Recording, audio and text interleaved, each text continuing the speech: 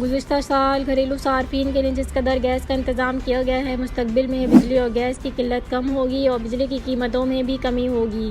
وزیر مملکت برائے پیٹرولیم مصدق ملک نے اعلان کیا کہ پاکستان اگلے 3 سالوں میں توانائی کے شعبے میں خود کفیل ہو جائے گا۔ انہوں نے کہا کہ گزشتہ سال گھریلو گیس صارفین کے لیے کیے گئے انتظامات سے آنے والے وقت میں بجلی اور گیس کی قلت کو کم کرنے میں مدد ملے گی۔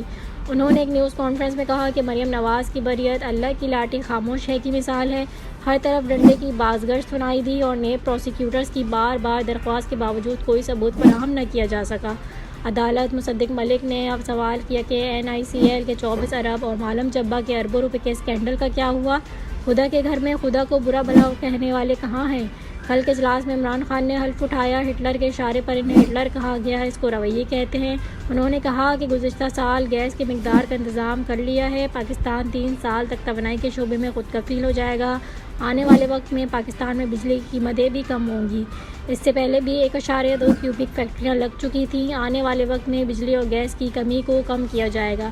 اسی طرح وفاقی وزیر اطلاعات مریم اورنگزیب نے عمران خان کو چیلنج کیا کہ وہ لانگ مارچ کی تاریخ طے کرنے سے پہلے قومی سلامتی سے متعلق سوالات کے جوابات دیں۔ انہوں نے سوال کیا کہ ان فیصلوں کے پیچھے کون سا غیر ملکی ایجنٹ ہے اور وہ اسلام آباد کیوں آ رہے ہیں؟